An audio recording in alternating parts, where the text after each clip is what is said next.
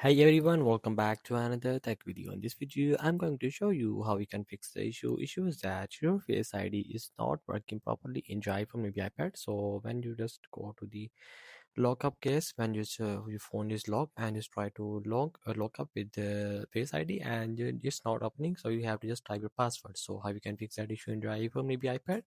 So just go to the settings of the iPhone and you have to make sure that you just update the latest iOS version in your iPhone, maybe iPad.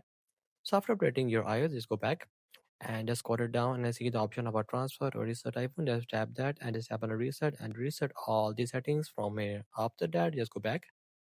And after that, your Face ID may be removed.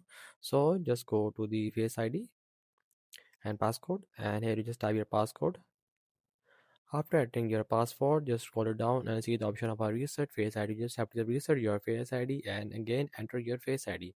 After that, your problem gonna solve.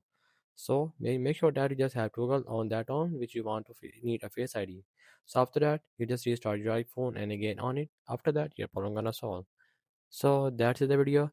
Make sure you like our video and subscribe our channel for more upcoming tech related videos.